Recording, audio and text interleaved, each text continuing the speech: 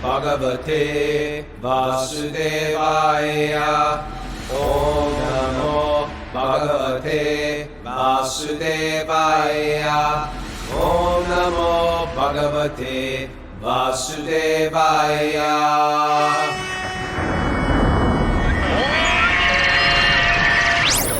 Live from Super Soul Farm, this is Wisdom of the Sages, your daily yoga podcast. I'm your host, Raghunath, with co-host Kaustubha Das, senior educator at the Bhakti Center, New York City. Welcome to our show. So, I've got a list of things that are not canceled today. I'd just like to share with you. Conversations with people you love, they're not canceled. Those are still going on. Relationships will not be canceled.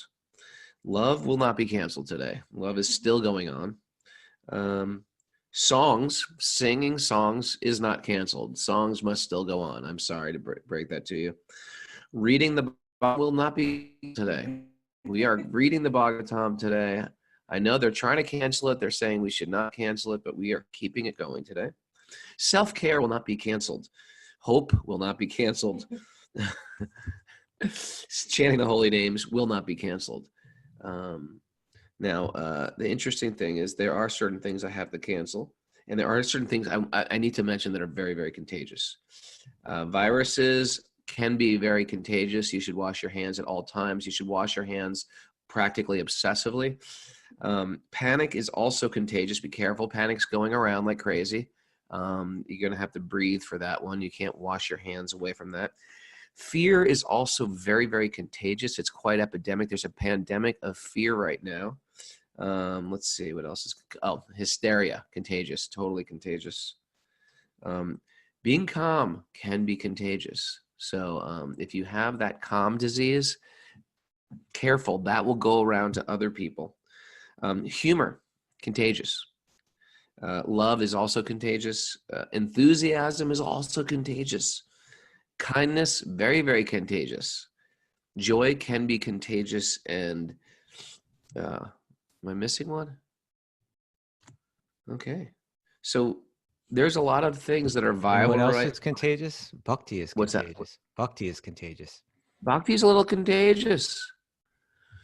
I got a Buddhist guy that wrote me yesterday, practicing Buddhism for 7 years. And he said, something happened. I'm falling in love with Krishna. What do I do with my Buddhist practice? That's where we left off the show yesterday. And my thing was, all your Buddhist practice will help you in your bhakti. They're not going to, it's not like you were, I was a violent criminal. How can I use that in Krishna's service?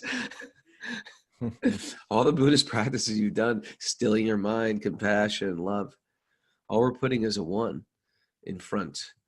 So, there is a lot of fear going around, and it's quite contagious, and it's our job actually to notice the other things that are very, very contagious and choose what are,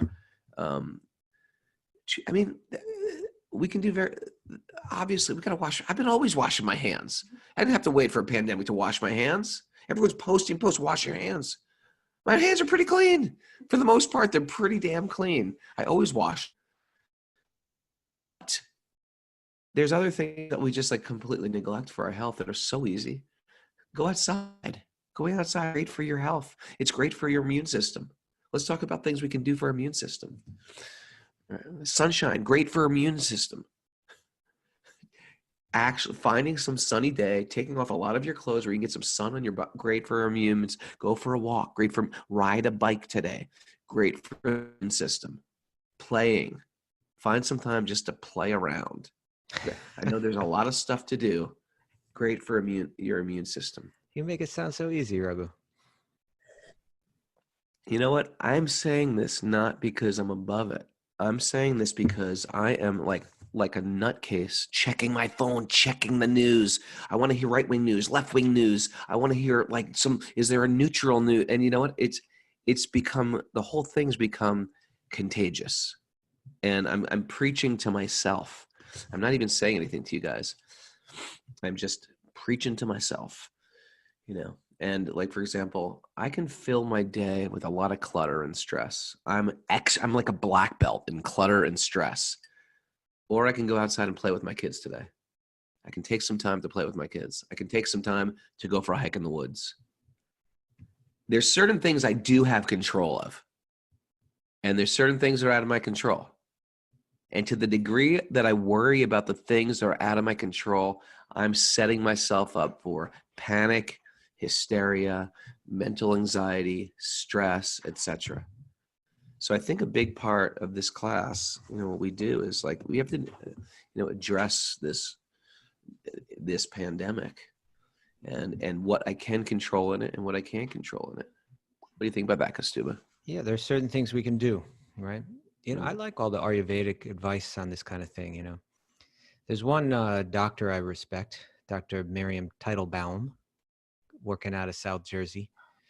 She just kind of puts some nice stuff up, here are the things you can do, basically this, and hey, I'm no medical expert here, but I kind of like to follow some Ayurvedic principles.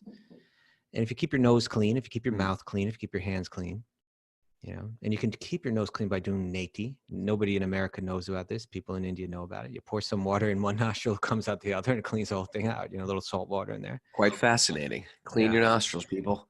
If you drink a lot of water, if you drink a lot of water, because if this little germ gets lodged in your mouth or throat, if it gets washed down into your stomach acids kill it. The problem is if it goes into the lungs. So if you drink a lot of water, then you wash into your stomach, you'll be all right. You put a little of that nasal oil in there, a little nasal oil, like take care of it, People don't do that, especially in the winter. It's nice. You put a little oil in your nose, give it a little squeeze, keeps it moistened in there, but it also can take care of the germs. And just little things like this. You do what you can do. And then you don't worry about, you don't, like you're saying, don't obsess about it. Do what you can do. And then, take care of yourself but keep on with life, So we have a little lagging connection today. I apologize. But these are the things. I'm noticing in my own mind that I can shift to this stress. I can stress to a type of like sharpness with my family. I can shift to overwhelm.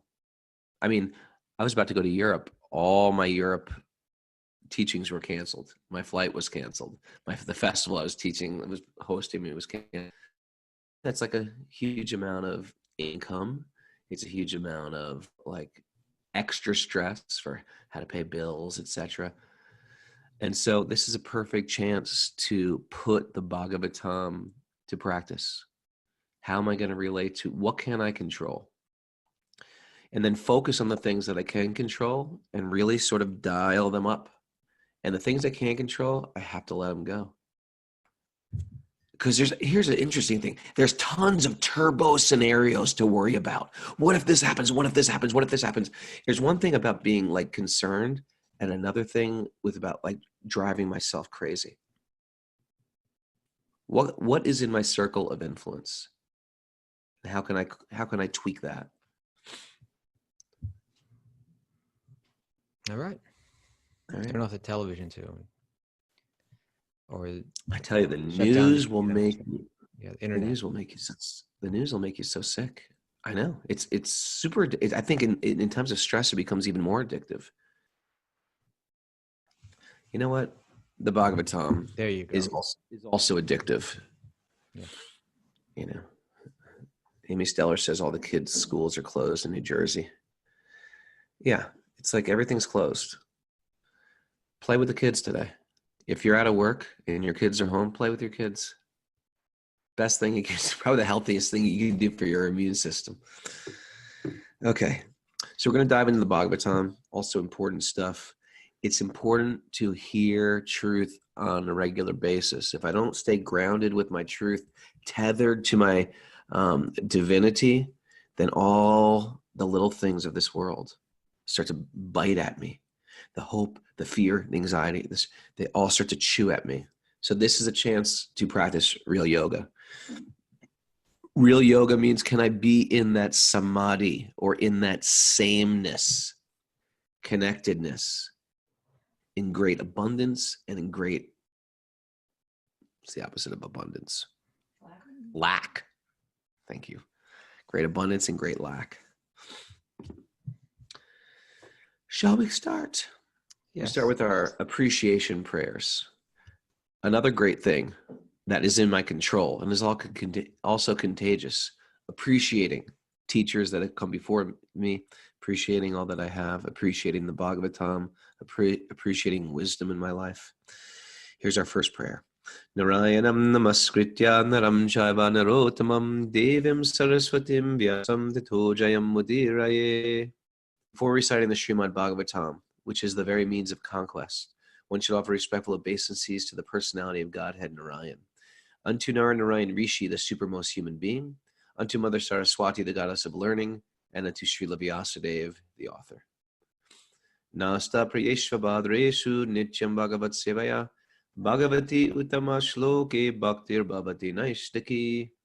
By regular attendance in classes on the Bhagavatam, and by rendering service to the pure devotee, all that is troublesome to the heart is almost completely destroyed, and loving service to the personality of Godhead, whose praise with transcendental songs is established as an irrevocable fact. Om Jnana Tamarandasya Gyananjana Shalakya Chakshurun Milatam Yena Tasmai Shri Gurave Namaha. It's good for me. You might get some benefit. We get a lot of emails every day appreciating them. It's good for me to hear truth on a regular basis. It helps me get out of my default. What's my default? Anxiety, fear, overwhelm, stress. That's my default. But it's not the original settings.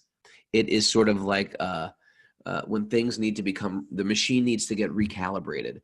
So the Bhagavatam is a way to recalibrate the consciousness so we go right back to that centeredness. It's important to do it on a regular basis. Why? Because we have some programming generally that gets dragged away from the center. When does that program start? Lifetimes ago. Lifetimes ago, it's been dragged away from that centeredness. And what we're doing on a regular basis is trying to reawaken what's real in us, the real, genuine default of the spirit soul. What do you think about that, Kaustubh? I agree, Raghu. I think it's a great point. It's something that the mind tends to be fickle, and it tends to be distracted, and it's just as we're saying, it tends to become absorbed in fear or other negative emotions. Bhagavatam keeps it in check. So by doing it regularly, it starts to become firmly rooted in the consciousness. Yeah. Okay, so let's dive into this. We're on chapter 1, Canto 1, chapter 8, text 15.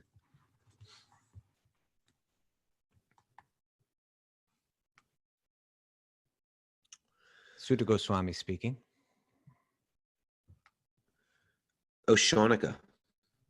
Shaunaka is the head of all the sages listening to Sutta. Glory, O Shaunaka, the glory of Bhrigu's family. I guess Shaunaka was related to Bhrigu. Bhrigu was a great sage that came before. Although the supreme Brahmastra weapon was released by Ashvatthama, it was irresistible and without check or counteraction. It was neutralized and foiled when confronted by the strength of Lord Krishna. Foiled again. Yeah. That's what I thought when I heard that word too. Yeah, it's like a Batman word, foiled. So that weapon, if you're new to the show, welcome to the show. We're reading from this book where there's a quick recap. Ashwatthama's throwing a weapon. There's a mystical weapon at the womb of a pregnant princess. And she's a liberated soul. She's a great devotee. And she calls out to Krishna while this weapon is getting shot out of her womb. It was shot at the womb because the child in the womb will become the heir to the great dynasty. And he's the last of it. He's the last heir apparent to the Kuru dynasty. So Krishna, from within the heart, the Paramatma, covered and protected the child in the womb. Another thing to mention is there is a soul, right? And there is a super soul, the self and the supreme self, situated in everybody. Everybody's got one. The soul is a tiny spark of divinity, and the super soul is God in full. In the same way some people say God is in your heart. It's true. God is within, God is without. That's true, right? But there's actually two within each being. There's us, the jiva, who has a tendency to get into illusion. And then there's the pure soul. And real advancing in yoga is when I can tune in. Just like right now, there are radio waves in this room, but I'm not tuned in. But if I just tune into that frequency, I can hear, if I have one of those ham radios, I can hear a French radio station or a Portuguese radio station, or I can hear a New York City radio station. But without that receiver, I can't tune in. Real yoga is refining that tuner so I can tune into Paramatma within the heart. And then the Paramatma starts directing my choices. And that's what we're in training right now to do. We're in training to listen to the Paramatma, or the Supreme Soul within the heart. Feel free to jump in whenever, Prabhu. All right. O Brahmanas, do not think this to be especially wonderful in the activities of the mysterious and infallible personality of Godhead. By his own transcendental energy, he creates, maintains, and annihilates all material things, although he himself is unborn. Do you want to comment on that a little? Well, this verse kind of wraps up a section now. You know, we opened up this chapter hearing about the Pandavas kind of doing the funeral rites after the Battle of Kurukshetra, which is the battle that the Bhagavad-gita precedes. And in the aftermath, the Pandavas, along with Krishna, performed the funeral rites in the river. And then Ashwatthama comes out and attacks the womb, Maharaj, the baby Parikshit in the womb. I guess we shouldn't call him Maharaj when he's in the womb, right? He's not a great baby king. Maharaj. Baby Maharaj. Baby Maharaj. Yeah, a child king. Yeah. So in any case, he tried to kill this child by aiming this weapon at this pregnant woman. She comes to Krishna now, and she's running to him. And Krishna, and you use this term, he's within everyone, he's without everyone. You know, I think that might be our theme for today, within and without. Now, Krishna was on the chariot. He's about to leave. You know, he's come and spent all this time with the Pandavas, went through the Battle of Kurukshetra with them, went through the funeral rites. Now he's headed home. And as he's just about to leave, Uttara comes running up. This weapon's being sent at me. Within, mystically, somehow people were able to perceive this, although this was happening somehow all within the body of Uttara. But somehow, and we're going to see that now, because the point here is now it's going to break, and we go to a really super important section of the Bhagavatam, which is what we'll begin today, which is the prayers of the queen named Kunti, the mother of Arjuna, who's this actually the aunt of Krishna, right? And her prayers are just full of insight, full of wisdom. As we mentioned in a couple episodes ago, full of courage. She says this one verse that's particularly well known and quoted, very courageous prayer. But now, Sharonika's saying, this isn't such a big thing for Krishna to do this, because everything comes from Krishna. Everything's at some level of a transformation of his energy. It's by his energy that everything is created, is maintained, and is ultimately annihilated. So for him to somehow immediately, mystically protect this child within the womb is no big deal. Don't, try to expand your mind to understand who we're talking about here. He's not an ordinary person.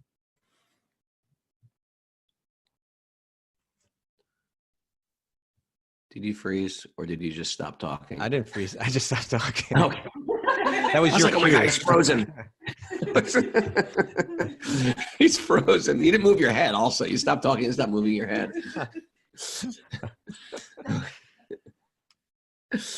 I'm cursing the internet, but it was just a pause. Okay. Thus saved from the radiation of the Brahmastra, Kunti, the chaste devotee of the Lord, and her 5 sons, and Draupadi addressed the Lord Krishna as he started home. I love this word. Kunti is described here in as sati, or chaste, due to her unalloyed devotion to Krishna. You know, an alloy means it's blended, unalloyed, with no blend of anything else except devotion to Krishna. Her mind now being expressed in the following prayers. As a chaste devotee of the Lord, she does not look to others, namely to any other living beings or demigods, or even for deliverance from danger. That was all along the characteristic of the whole family of the Pandavas. If you're experiencing any stress today, we have an opportunity to take shelter of fear or take shelter of Krishna. Which will it be? I mean, even in the greatest of tragedies, the whole Bhagavatam is tragedy. It's like one tragedy after another. And whenever we hear about tragedies, especially if you're living in the United States or Europe, we hear tragedy is always out there, right? And sometimes there's a tragedy here. It's not like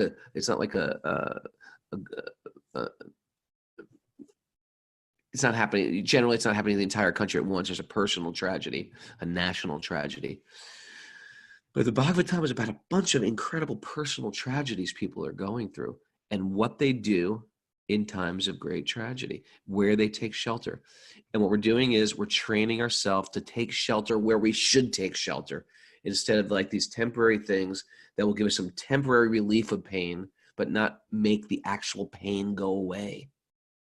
If I have that red light blinking check engine on my car, taking a metal rod and poking it out makes the red light go away. It doesn't make the car get fixed. We're trying to fix what's sort of broken. My brokenness is I'm not tuned in. Srimati Kunti said, "O Krishna, I offer my obeisances to you because you are the original personality and you are unaffected by the qualities of the material world." It's like the gunas. You are existing both within and without. I just said that. Yet you are invisible to all.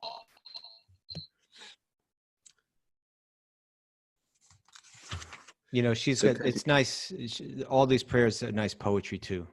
Some of them are sung commonly in songs. Some of these prayers from Kunti, right? Namasye purusham tvadyam ishvaram prakrite param alaksham sarvabhutanam antarbahir avishtitam. I was thinking, why don't we read this just sentence by sentence? This is very interesting. Purport. The purport or the purport. Okay. Srimati Kunti Devi was quite aware that Krishna is the original personality of Godhead, although he was playing the part of her nephew. Such an enlightened lady could not commit a mistake by offering obeisances unto her nephew.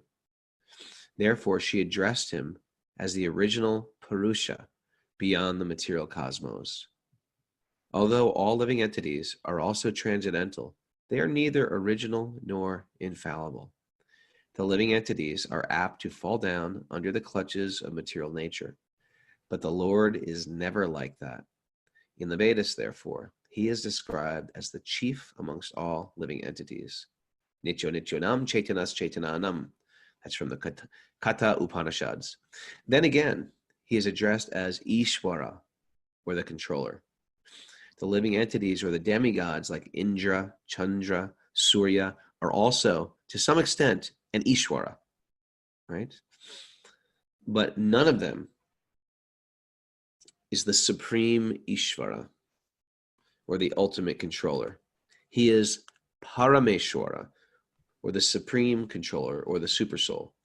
He is both within and without. Although he was present before Srimati Kunti as her nephew, he was also within her and everyone else. Yeah, so we can imagine, you know, the commentary, if people aren't picking it up, is she spoke of him as Ishvara here in this verse, right? Ishvaram prakrite param, and he's prakrite param.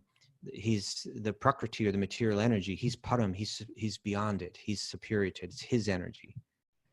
So she's just pointing out, you know, this is her nephew that she's speaking to. She's walking up to him. He's sitting on a chariot. He's looking incredibly beautiful and peaceful there. He just saved Uttara, she's coming with a heart full of gratitude and appreciation for Krishna and love, feeling the impending separation that's about to take place. Now, this is her nephew in one sense. So in one sense, she's the elder and she's superior, but she's clarifying, you are that part of Mishvara. You are that highest controller of all. You are Prakriti Param. You are beyond the material energy. And you are within and without of everything. I'm sitting here looking at you externally, but I know that you were just inside Uttara simultaneously. You were in her and out of her at the same time. And so she's just, she's sharing her appreciation that she understands that he's not an ordinary person, but she's saying it full of love, like with his heart full of love for him.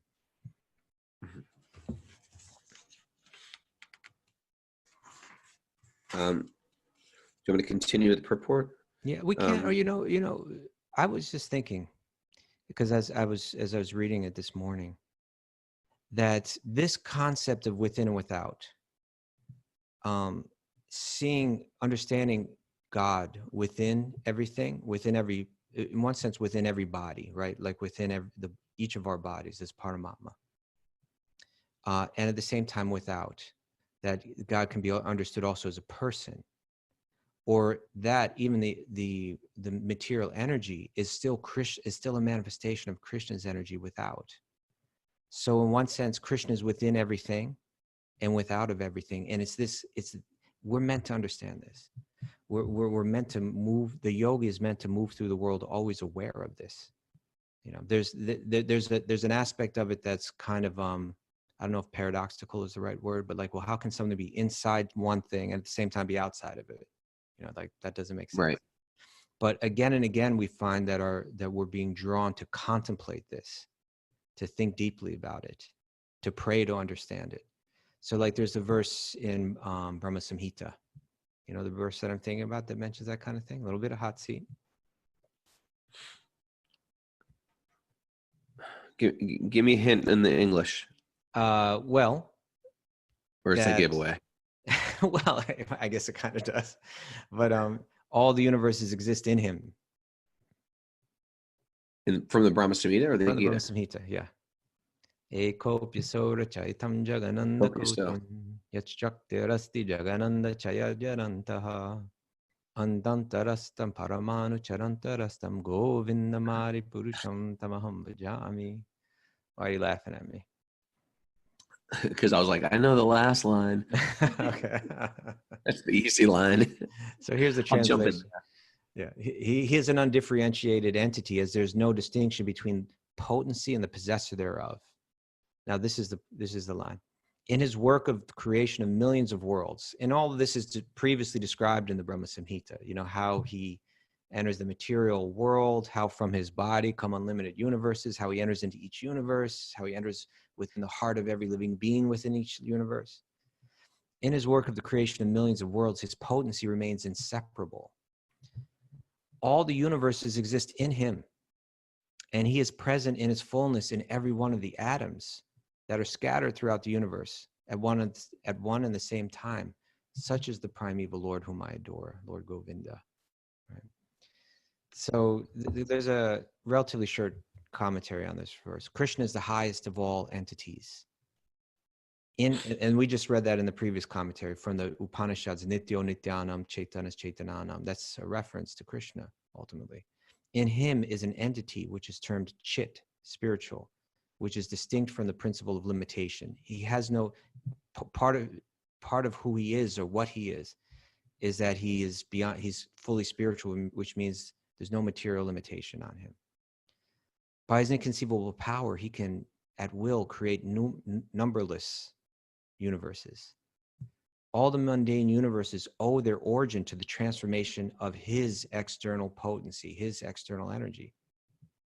Again, his abode is beyond human conception, since all worlds, limited and spiritual, exist in him, and he resides simultaneously in his fullness and entirety in all the atoms in all the worlds.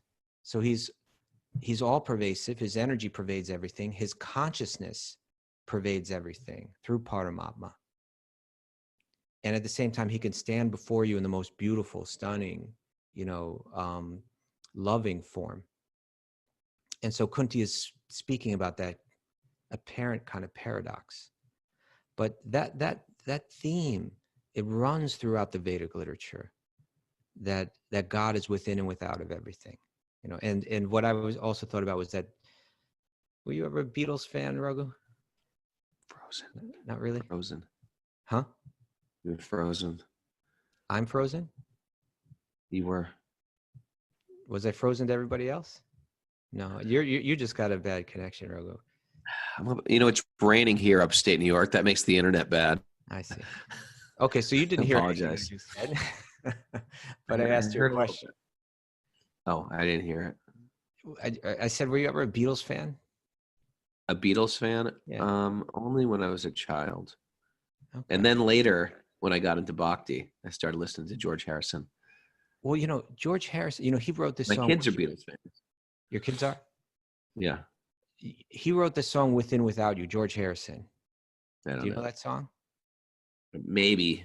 It's on the Sgt. Pepper record, you know, but it's like it's something like no artist was putting out anything like that at the time. You know, it was this song that was like, it's basically like an Indian, you know, it's sitar and tabla and other Indian instruments. It's classical Indian music, you know, on a apparently pop record of, you know, of the hugest band in the world at that time, you know. But the song is about that. You know, he was spending this time with Ravi Shankar, and they must have been talking about this kind of thing, you know. But I think it's worth, and you were mentioning earlier in the show today about like, if I'm a Buddhist, what do I do with all my Buddhist understanding as I approach Bhakti? Right? Am I frozen on you? You're looking at me like I'm frozen. No. Okay. I'm just confused today. So you brought that up earlier, right? About that a friend of yours who's you know, practiced in Buddhism, but becoming attracted to Bhakti. But what do I do with all my Buddhism? And you're saying like, well, all those principles, you know, so you know, it can be applied, but you just take it to the next step. And we read yesterday. We read from the, you know, this Prabhupada mentioned. I'll pull it up now. He says the existence of Narayan or Krishna is not within the jurisdiction of the material realm. And as such, his name, form, qualities, pastimes are beyond the jurisdiction of the material realm. Okay, there's something that we can meditate on that's beyond this material world that's constantly shifting and changing and temporary and full of fear, etc. By speculation of empiric philosophy, which discerns matter from spirit. That's a process of yoga called Jnana Yoga, where I'm going to try to, this is spiritual, this is material. Let me break it down. By that process, which discerns matter from spirit, or by the cultivation of mystic powers, which is like mystic yoga, which I won't go into the whole thing. He's saying that all of this is meant to lead to understanding and remembering that personal form of Krishna all the time. And that meditation, the discernment is very similar to the Buddhist thought, right? This world is temporary. Let me take a good look at it. Let me contemplate it. Let me do mental exercises that remind me of that and root that in my consciousness. It's saying that, but it's saying, but all that is meant to lead to the remembrance of this person that's behind it all. And so then Prabhupada says this sentence, which I just found really nice. This is possible. This remembrance of the person that's behind it all. He says this is possible only by the association of a pure devotee, of a Bhakti-yogi, who can give a finishing touch to the transcendental activities of all jnanis, yogis, or karmis. Right. So one can see the Buddhism, the Buddhist philosophy is powerful truths. And the understanding of the person behind it is the finishing touch. And one has to come forward, someone who has that finishing touch comes forward and shares it with you. And that's what the Bhagavatam is just full of. But in that song, Within Without You, you know, George Harrison, I just find it... Vegan Trucker just posted the lyrics. Oh, great. Okay, I got him here too. Pretty good. Yeah, they're pretty good. Shall we read them? Yeah. So he says, we were talking about the space between us all. Like we feel a separation between us. We feel like a lack of harmony in this material. The material world is basically all about a lack of harmony. The spiritual world is all about harmony, right? And the material world is all about a lack of harmony. So he says, we were talking about the space between us all and the people who hide themselves behind a wall of illusion, which is basically, again, how this material energy works. It's illusory. Never glimpse the truth. I don't realize that I'm a soul, that you're a soul, that we're both made of God's energy. God is the supreme soul. We all have a connection. That truth, we never glimpse it. We compete with one another. We fight for the resources. We experience fear and frustration, et cetera, et cetera. We never glimpse that truth. Then it's far too late when they pass away, right? And then we die without ever having achieved the realization that human life is meant to bring us to. He says, we're talking about the love we all could share. When we find it, to try our best to hold it there with our love. With our love, we could save the world if they only knew, right? If we knew that there is this unity that we all share, that we all are Sat Chit Ananda, eternal, full of wisdom, full of bliss, and that bliss is ultimately understood as divine love, but we're totally unaware that that's my nature. We think I'm this body, you're that body, and we fight. Then he says, try to realize it's all within yourself. No one else can make you change. And see, you're really only very small, and life flows on within you and without you. Okay, so that's an interesting little stanza there, right? You were saying today that, let's not get caught up in what we can't control. Let's focus on what we can control. And one thing that we can do under any circumstances, we could be, at home alone. We could be in a crowd of people. We could be in a concentration camp or a prison. We could be, and under any circumstance, we always have the possibility, the potential to go within, right? To go within ourselves. And so he's saying, so try to realize it's all within yourself. Me, the soul, not the body. The Paramatma is within me. That spiritual, divine spark is within me. No one else can make you change. You're going to have to determine that I want to do this myself. And to see you're really only very small. And so much of the Bhagavatam perspective is all about that, right? That I'm just one small part of something so much larger. Then he says, we're talking about the love that's gone cold and the people who gain the world and lose their soul, right? Because we're competing, we're trying to gain the resources. We're trying to get them away from someone else and pull them into someone me, and we go cold. They don't know, they can't see. Are you one of them? When you've seen beyond yourself, then you may find peace of mind waiting there. And the time will come when you see we're all one and life flows on within you and without you. What a great song. It's a great song, but this is... What's it called? What's it called again? Within you, without you. Should I know that? Should I know that song? It's a song because it's not played so much because it's totally classical Indian music. I've heard of Hey Jude. What's that? I've heard of Hey Jude. Yeah. Okay. And I am the walrus. I've heard of I Am the Walrus. Okay. Is that? But I just do commentaries on these. This is the Beatles or George Harrison? No, this is the Beatles. It came out on the Sgt. Pepper record, and I think it's pretty amazing that a band that like probably like 12 months earlier or 18 months earlier was just putting out just super pop hits, right? And then not just that. It's sort of like when they met Prabhupada and Maharishi and Ravi Shankar, all of a sudden they started fine-tuning what they started writing about.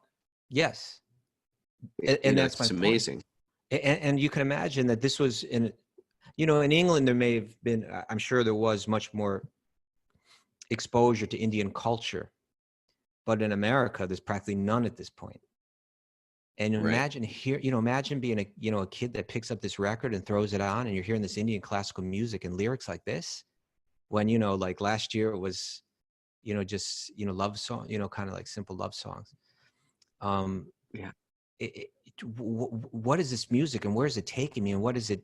And you couldn't see how it all exploded in 1967. You know, like the whole, you know, all the youth just started like trying to understand what is life all about.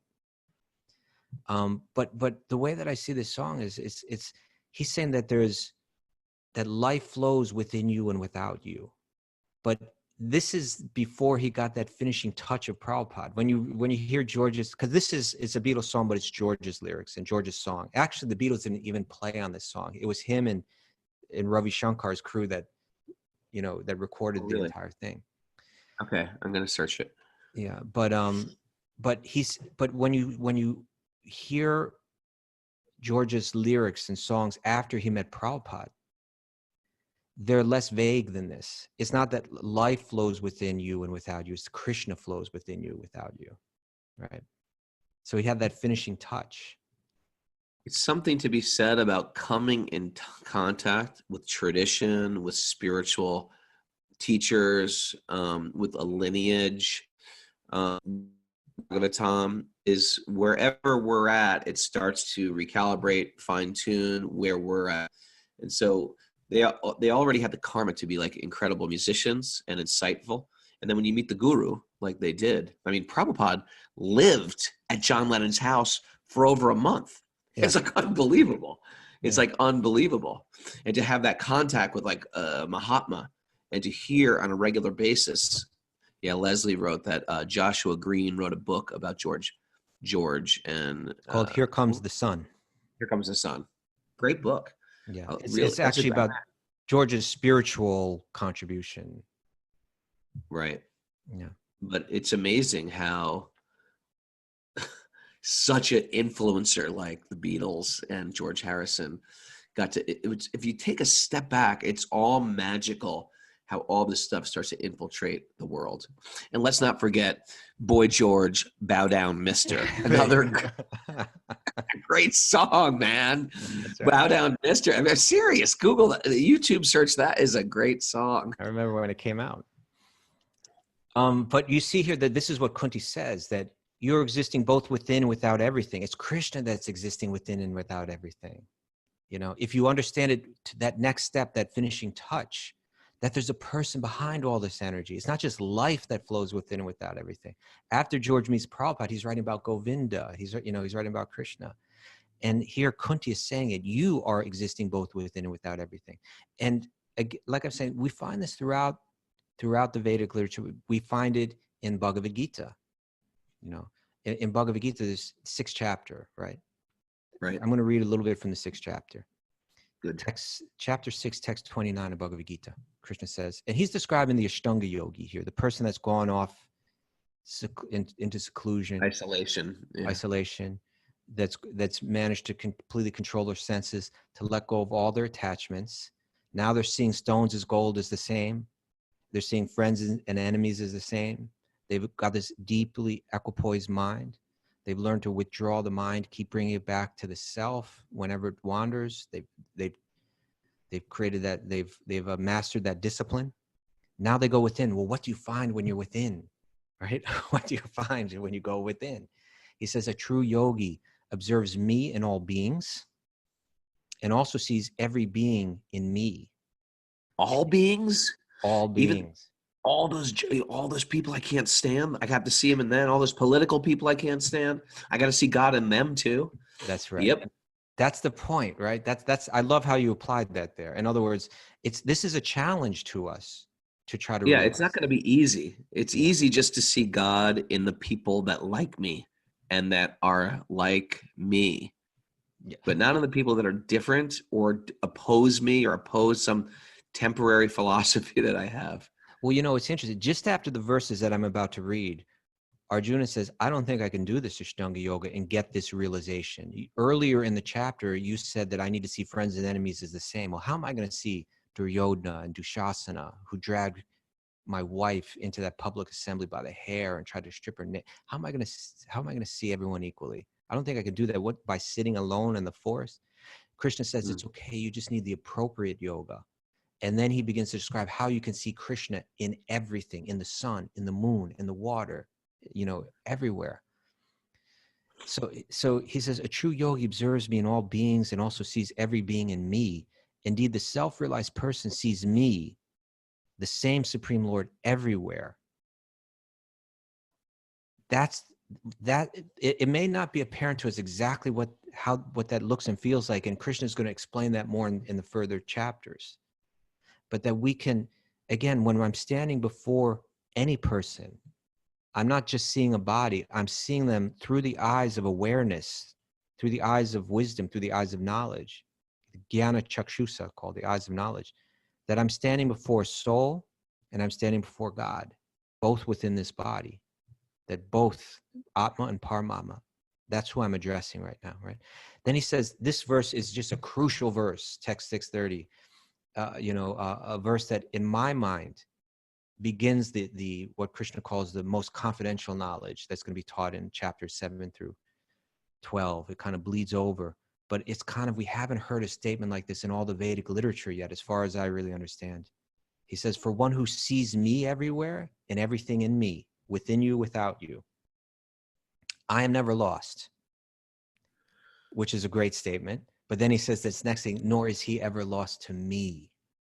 Right? Aravind, put that up on the board, please. That is 630. For one who sees me in everything and sees me everywhere. What is it? For one who sees me everywhere and everything and sees everything in me. I am never lost to him, and I'm he never is lost to me. Nor is he ever lost to me. That means it's not just like, the prior Vedic teachings where there was a God that you would worship, and if you worshiped properly, then that God would grant you something. It's not just, and you would get something. So here says, they see, I'm never lost to them. Okay, well, that's nice. I changed some state of level of consciousness, but then he says, and he's never lost to me. He's saying, I'm affected by your devotion. That moves me, that the Supreme Lord, the Ajita, the unconquerable, becomes conquered by our devotion. That's a very significant statement right there. It's a whole new shift in how we understand divinity.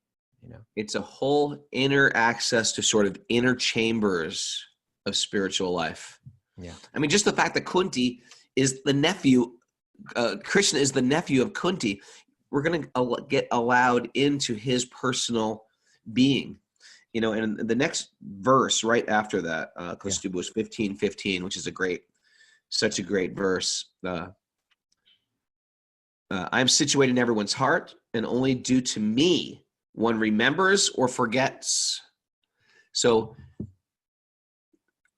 how do you remember Krishna? You just have to opt in. There's the whole theme of the class. How do I remember spirit? I just choose to remember spirit. And how do you forget? Krishna allows you to forget. And that's where love comes in. Love doesn't mean I got you in a headlock, love me. Everybody has some type of independence to embrace our spiritual life, embrace our real life, embrace those qualities of the soul, our kindness, our connection, the way we treat people, to see divinity even in people that aren't acting divine. We all have that option. Or Krishna option to forget about him and embrace the so-called important stuff of the material world that's always changing. It's one of these things, be calm, everything's going to fall apart. That's, because it's the material world. It's destined to crumble. Don't be surprised if you're in no anxiety, you're in complete illusion. There should be a little bit of anxiety there. It's a temporary world. So what we do in Bhakti is we take that fear of the unknown and we just trick Krishna that has a greater plan for us. We are part of a much bigger picture, and we have an option to see it, to see the embroidery of the tapestry, where you see that embroidery, it's quite beautiful, or to flip that tapestry backwards, where it just seems like a bunch of random threads sticking out everywhere. It's not random. Everything is happening by benevolent agenda for our growth, for our connection. And we fortunately have the GPS of wisdom literature like the Bhagavatam and the community to support us, to navigate us through sort of like these very, very windy, in like your little European city, windy one-way roads, how to get out of the confusion. No, it's great. I love one thing you said that I really loved. You said to see divinity in people who are not acting divine. Right. Tough work. Yeah, but that is the work, right? And like we can focus our devotional, our yoga like that, yoga off the mat. It's looking like that. That yoga off the mat. It's looking like that, right? Yoga like the mat. It's looking like that. That's sort of that. Write a new song, Roger. But and George said here, and to see you're really only very small, and life flows within you and without you, and Krishna flows within you and without you, right? I will be distracted. I will never get there. I will be caught up with negative emotions if I can't embrace this truth, at least theoretically, and try to cultivate it to the point where it becomes realized that everyone is made of the same divine energy, that there's a unity that we all share. We're all created and made of that same divine love. And that no matter how we're behaving based on the illusion, behind the wall of illusion, I'm just going through the lyrics here, right? Okay. We were talking about the space between us all and the people who hide themselves behind a wall of illusion, never glimpsing the truth. And then it's far too late when they pass away. Is it going to be too late for me when I pass away? That I wasn't determined enough to cultivate seeing the divinity within every living being? Will I pass away? Will that slip through my fingers, the opportunity, and I'll take another birth? Or will I make that my goal? Will I cultivate that? How will I cultivate that? By hearing Bhagavatam daily, right? By bringing the divine sound vibration of the mantras, the holy names, through my mind on a daily basis, by checking my behavior, by holding my tongue when I need to, by becoming very conscious not to cause any distress for any other living being, so so that I become receptive to this energy, so that Krishna that flows within and without transforms my mind. And so that the mind no longer becomes a distraction, the mind no longer becomes an obstacle, and that the true nature of me, that spiritual energy that is non-different from Krishna, fully blossoms, fully manifests, without any interference. That's the goal of life. That's what we're meant to realize before it's too late and we pass away. That was quite beautiful. Good song. Play it today, Raghu. Play with your kids. It's on the agenda today. All right. Hey, there's a lot of things out there that you should do, or that you should worry about. We're going to highly recommend,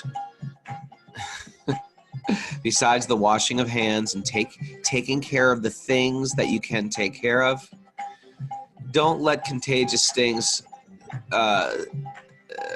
What am I trying to say here today? I was so eloquent in the beginning of the show. Things are contagious out there. Let the love, help me, people. I'm caught up in the song in my brain. Do your precautions, but live your life. Bring your mind to Krishna. Love everyone, and everything's going to be okay. And sing. Oh, Sean Davis got it. Let the love infect you. Let the love infect you, man. Singing is incredibly good for your immune system. Do you know that? Look at Amy Steller. Huh? Look at Amy Steller. See, Steller gets it.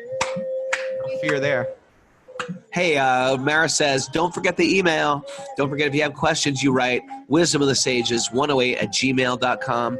And really thank you, everybody, for this supporting the Patreon group, which we're diving right into. It's patreon.com/wisdomofthesages. Patreon.com/wisdomofthesages. And I'm doing a Patreon tonight. I'll be doing the 13th chapter of the Gita again, Matter and Spirit. Nice. So check on Patreon for that link to that class. Thanks for everybody. I want everybody to make a commitment to sing today, and make a commitment that when we start to dip into that stress, that worry, that fear, that anxiety, figure out what you can control and change that. And don't worry about the things you can't control, because you can't control them. I can control my clapping. God help!